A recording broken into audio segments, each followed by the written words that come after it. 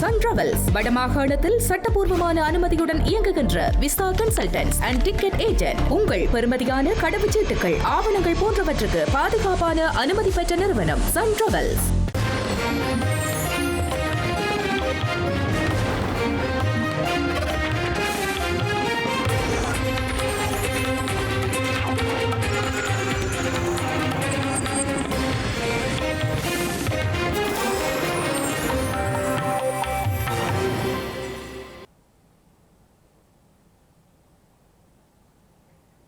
வணக்கம். இது ஐபிசி தமிழின் பிரதான செய்திகள். முதலில் தலைப்புச் செய்திகள். இலங்கையில் எரிபொருள் விநியோக இலத்திரனியல் குறியீட்டு முறையில் தளர்வு. பண்டிகை காலத்தை முன்னிட்டு நடவடிக்கை.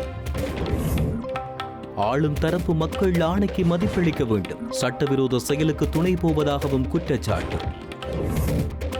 வடக்கில் அதிகரிக்கும் மணல் மாபியாக்கள். கிளிநொச்சியில் 5 கனரக வாகனங்கள் பறிமுதல். டெல்லிக்கு அடிபணிந்துள்ள அதிமுக. திமுக வெற்றியை தடுக்க முடியாது என்கிறார் தமிழக முதல்வர்.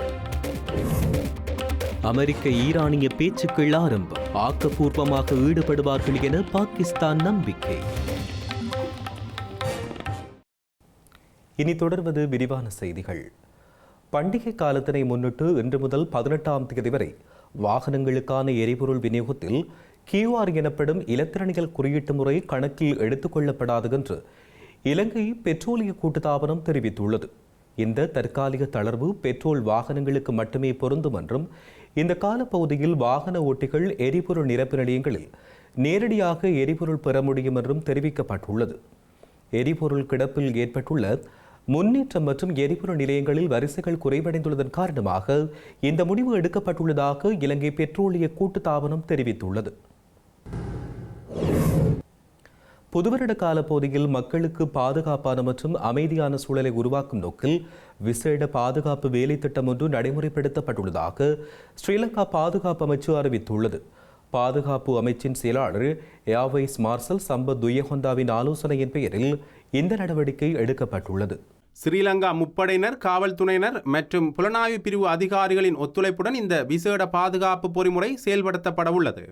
இந்த கூட்டு வேலை திட்டத்தின் மூலம் புத்தாண்டு காலத்தில் நாடு முழுவதும் நடைபெறவுள்ள பல்வேறு விழாக்கள், இசை நிகழ்ச்சிகள் மற்றும் மத வழிபாட்டு நிகழ்வுகளின் போது பாதுகாப்பு கண்காணிக்கப்படும் என ஸ்ரீலங்கா பாதுகாப்பு அமைச்சு அறிவித்துள்ளது. இதற்காக கொழும்பு காவல்துறை தலைமையகத்தில் விசேட செயல்பாட்டு பிரிவொன்று நிறுவப்பட்டுள்ளதுடன் இது முப்படை அதிகாரிகளை கொண்ட குழுவொன்றின் ஒருங்கிணைப்புடன் கூட்டு செயற்பாட்டோடு மையமாக இயங்க உள்ளது. இலங்கையில் நிலவி வரும் எரிபொருள் தட்டுப்பாடு மற்றும் உள்நாட்டு தேவைகளை கருத்தில் கொண்டு எதிர்வரும் புத்தாண்டு பண்டிகை காலத்தில் மின்சாரத்தை மிகவும் பொறுப்புடன் பயன்படுத்துமாறு பொதுமக்களிடம் கோரிக்கை விடுக்கப்பட்டுள்ளது. மத்திய கிழக்கு பிராந்தியத்தில் நிலவும் போர்ச்சூழல் உலகளாவிய விநியோக சங்கிலியில் பாதிப்பை ஏற்படுத்திய நிலையில் இலங்கை போன்ற நாடுகளுக்கு புதைப்படிவ எரிபொருட்களை பெறுவதில் பெரும் சவால்கள் உருவாகியுள்ளதாகவும் இலங்கை நிலையான ஆற்றல் அதிகார சபையின் தலைவர் DMWJ பண்டார குறிப்பிட்டுள்ளார். எனவே கடந்த காலங்களில் மின்சாரத்தை சேமிக்க பொதுமக்கள் வழங்கிய ஒத்துழைப்பு போன்று புத்தாண்டு காலத்திலும் பொறுப்புணர்வுடன் செயல்படுமாறும் அவர் கோரியுள்ளார். குறிப்பாக இரவு 6 மணி முதல் 10 மணி வரையான காலப்பகுதியில் மின்சார தேவை மிக அதிகமாக இருப்பதால் அந்த நேரத்தில் தேவையற்ற மின் பயன்பாட்டை குறைத்துக் கொள்ளுமாறு அவர் வலியுறுத்தியுள்ளார்.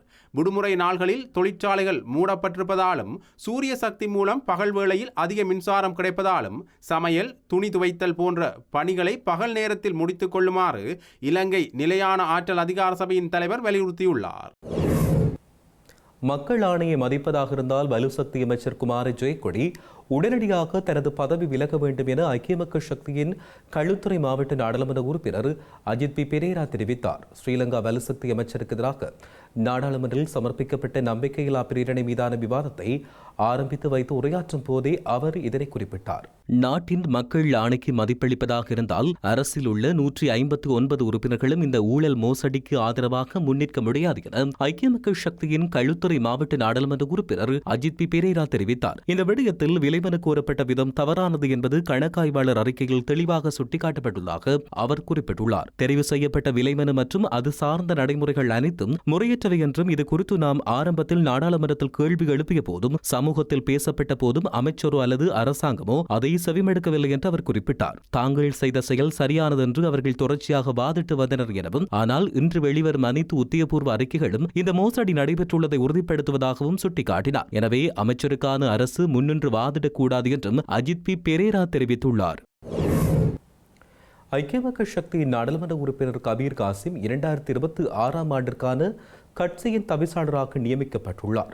எதிர்க்கட்சித் தலைவர் சஜித் பிரேமதாச இந்த நியமனத்தை ஐக்கிய மக்கள் சக்தியின் தலைவர் என்ற தகுதியில் மேற்கொண்டார். கபீர் காசிம் ஐக்கிய மக்கள் சக்தியின் மூத்த உறுப்பினர் ஆவார். இவர் இதற்கு முன்னர் நெடுஞ்சாலைகள் மற்றும் வீதி அபிவிருத்தி அமைச்சர் உட்பட பல்வேறு அமைச்சு பதவிகளை வகித்துள்ளார். எதிர்வரும் அரசியல் நிகழ்வுகளுக்கு முன்னதாக கட்சி தனது அமைப்பு ரீதியான கட்டமைப்பை வலுப்படுத்த முற்படும் வேளையில் இந்த நியமனம் வழங்கப்பட்டுள்ளது.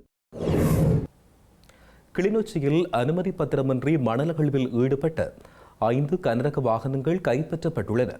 கிளிநொச்சி காவல்துறை பிரிவுக்குட்பட்ட குடமுருட்டி 6 பகுதியில் சட்டவிரோத மணல் அகழ்வு இடம்பெறுவதாக கிடைக்கப்பெற்ற ரகசிய தகவலுக்கு அமைய திடீர் சுற்றி வளைப்பு மேற்கொள்ளப்பட்டது. இதன்போது அனுமதி பத்திரமின்றி வெளி மாவட்டங்களுக்கு கொண்டு செல்வதற்காய் மணல் அகழ்வில் ஈடுபட்ட 5 கனரக வாகனங்களும் அதன் சாரதிகளும் கைது செய்யப்பட்டனர். கைது செய்யப்பட்ட சந்தேக நபர்கள் காவல்துறை விசாரணைக்கு பின்னர் பிணையில் விடுவிக்கப்பட்டனர். குறித்த சம்பவம் தொடர்பில் மேலதிக விசாரணைகளை கிளிநொச்சி காவல்துறையினர் மேற்கொண்டு வருகின்றனர்.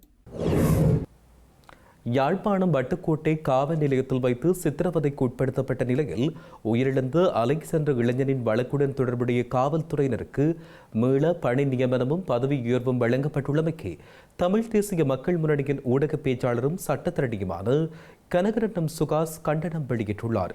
கோட்டை போலீஸ் நிலையத்தில் தடுத்து வைக்கப்பட்டிருந்த அலெக்ஸ் என்கின்ற இளைஞன் ஒரு சில வருடங்களுக்கு முன்னர் போலீஸ் காவலில் சித்திரவதை செய்யப்பட்டு மரணமடைந்திருந்தான். அது ஒரு கொலை என்று குடும்பத்தவர்களும் நாங்களும் சந்தேகம் தெரிவித்ததன் அடிப்படையில் குறித்த போலீஸ் நிலையத்தைச் சேர்ந்த 4 போலீசார் பதவியிலிருந்து இடைநிறுத்தப்பட்டு அவர்களுக்கு எதிராக வழக்கு நடவடிக்கைகள் இடம்பெற்று வருகிறது. ஏனைய நாடுகளில் இடைநிறுத்தப்பட்ட போலீசாருக்கு பதவி நிலைகளிலிருந்து இறக்கங்களும் தரநிலைகளை குறைப்பதும் குற்றம் இழைக்கவில்லை என்று அவர்கள் நிரூபிக்கப்படும் வரை அவர்களை கடமைக்கு திரும்புவதை தடுப்பதும் தான் நடைபெறுகிறது. ஆனால் இலங்கையில் விசித்திரமாக ஒரு சில நாட்களுக்கு முன்னர் அந்த கொலை வழக்கிலே சம்பந்தப்பட்ட போலீசாருக்கு மீளவும் பணி நியமனம் வழங்கப்பட்டிருப்பதோடு அதிலும் வேதனையான விடயம், சட்ட நீதி செயற்பாடுகளுக்கு அவமானகரமான விடயம், ஒரு போலீஸ் உத்தியோகத்தருக்கு, அதாவது ஒரு சந்தேக நபருக்கு, அவர் அலெக்ஸினுடைய கொலை வழக்கிலே ஒரு சந்தேக நபராக இருக்கிறார், அவருக்கு பதவி உயர்வு வழங்கப்பட்டு அதுவும் ஒரு போலீஸ் நிலையத்தினுடைய பொறுப்பதிகாரியாக OIC ஆஃபீஸர் இன்சார்ஜாக நியமிக்கப்பட்டிருக்கிறது. இது அப்பட்டமான ஒரு மனித உரிமைகளை மதிக்காத செயற்பாடு. வழக்கு நடைபெற்று வருகின்ற பொழுது பதவி உயர்வு வழங்கப்பட்டு அதுவும் ஒரு போலீஸ் நிலையத்துக்கு பொறுப்பாக நியமிக்கப்பட்டிருக்கிறார். அவர் இன்னும் குற்றமற்றவர் என்று நீதிமன்றத்தால் விடுவிக்கப்படவில்லை. ஆகவே யோசித்து பாருங்கள், அவர் உண்மையிலேயே குற்றம் இழைத்திருந்து அத்தகைய ஒரு குற்ற மனம் படைத்த நபராக இருந்தால் எதிர்காலத்தில் இவர் ஒரு போலீஸ் நிலையத்தினுடைய பொறுப்பதிகாரியாக OIC-யாக கடமையாற்றுகின்ற பொழுது அலெக்ஸ் போன்று எத்தனை அலெக்ஸ்களை இவர்கள் உருவாக்குவார்கள்? ஆகவே இந்த விடயத்தை நாங்கள் வன்மையாக கண்டிக்கின்றோம். சம்பந்தப்பட்ட நபர்கள் மீளவும் பணிக்கு நியமிக்கப்பட்டதையும் பதவி உயர்வுகள் வழங்கப்பட்டதையும் வன்மையாக கண்டிக்கின்றோம். இந்த வழக்கு முடிவடைகின்ற வரை அவர்கள் குற்றமற்றவர்கள் என்று விடுவிக்கப்பட்டாலே தவிர அல்லது அவர்களுக்கு எதிராக சாதாரண சட்டத்திட்டங்களின் பிரகாரமும் போலீசாருக்குரிய விசேட ஒழுங்கு விதிகளின் பிரகாரமும் நடவடிக்கை எடுக்கப்பட வேண்டும் என்று கோருகிறோம்.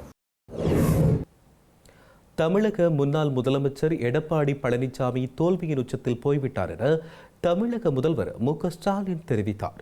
புதுக்கோட்டையில் இடம்பெற்ற ஊடக சந்திப்பொன்றிலேயே அவர் இவ்வாறு குறிப்பிட்டுள்ளார். திராவிட முன்னேற்றக் கழகத்துக்கு வெற்றி வாய்ப்பு அமோகமாக உள்ளது என்றும் தமிழக முன்னாள் முதலமைச்சர் எடப்பாடி பழனிசாமி தோல்வியின் உச்சத்தில் போய்விட்டார் என்றும் தமிழக முதல்வர் மு க ஸ்டாலின் தெரிவித்தார். அதனால்தான் அவர் விரக்தியில் பேசுகிறார் என்றும் அதை பற்றி தாம் கவலைப்படவில்லை எனவும் எத்தனை பேர் வந்தாலும் திமுக தலைமையிலான கூட்டணியை வெல்ல முடியாது என்றும் குறிப்பிட்டார். தேர்தலில் தமக்கு 27 தொகுதிகள் கிடைத்திருப்பது மிகுந்த மகிழ்ச்சி அளிப்பதாக அவர் குறிப்பிட்டார். அதிமுக டில்லியில் அடமானமாகிவிட்டது என்றும் அவர்கள் குத்தகைக்கு போய்விட்டார்கள் என்றும் அவர் குறிப்பிட்டார். அவர்கள் அடிமையாகிவிட்டார்கள் எனவும் அதனால் டில்லி தான் ஆட்சி நடத்துகிறது என்றும் திராவிட கட்சிகள் இப்படி போனமைக்கு தாம் வெட்கப்படுகிறோம் என்றும் அவர் தெரிவித்தார். பாகிஸ்தான் தலைநகர் இஸ்லாமாபாத்தில் இன்று மாலை அமெரிக்க ஈரானிய பேச்சுவார்த்தைகள் நடைபெறுவதாக அறிவிக்கப்பட்டுள்ளது. இந்த பேச்சுக்களுக்காக நேற்று 71 பேரடங்கிய ஈரானிய குழு ஒன்று சென்றுள்ள நிலையில் அமெரிக்க துணை அரசு தலைவர் JD வான்ஸ் தலைமையிலான அமெரிக்க தூதுக்குழு இன்று முற்பகல் அங்கு சென்றடைந்துள்ளது. இந்த பேச்சுக்களுக்கு முன்னர் கருத்து வெளியிட்ட பாகிஸ்தான் பிரதமர் ஷெபாஸ் ஷெரீப் 2 தரப்புகளும் இந்த பேச்சுவார்த்தையில் ஆக்கப்பூர்வமாக ஈடுபடுவார்கள் என்றும் நம்பிக்கை தெரிவித்துள்ளார். இந்த பேச்சுவார்த்தைக்குரிய பாதுகாப்புக்காக நேற்றும் இன்றும் இஸ்லாமாபாத் வீதிகள் பல மூடப்பட்டு நகரத்தில் அறிவிக்கப்படாத ஒரு ஊரடங்கு நிலை பேணப்பட்டுள்ளதாகவும் தெரிவிக்கப்படுகிறது. ஆக்கப்பூர்வமாக ஈடுபடுவார்கள் என்று நம்பிக்கை வெளியிட்டார். இந்த பேச்சுவார்த்தைக்குரிய பாதுகாப்புக்காக நேற்றும் இன்றும் இஸ்லாமாபாத் வீதிகள் பல மூடப்பட்டு நகரத்தில் அறிவிக்கப்படாத ஒரு ஊரடங்கு நிலை பேணப்பட்டது. முன்னதாக அமெரிக்க உப அரசு தலைவர் வான்ஸை ஏற்றிக்கொண்டு பாகிஸ்தானை நோக்கி பறந்த ஏர்-4 2 விமானம் எரிபொருள் நிரப்புவதற்காக ஃபரீஸ் லூ ஃபுஜே விமான நிலையத்தில் தரையிறக்கப்பட்டது. அதன்பின் அங்கிருந்து கிளம்பிய விமானம் மத்திய ஐரோப்பா மற்றும் துருக்கி ஊடாக பயணித்து இன்று முற்பகல் பாகிஸ்தான் வான்வெளிக்குள் நுழைந்தது. இந்த விமானத்திற்கு ஜெர்மனியில் ராம்ஸ்டீன் விமானப்படை தளத்தில் இருந்த அமெரிக்க போர் விமானங்கள் பாதுகாப்பு வழங்கியுள்ளன.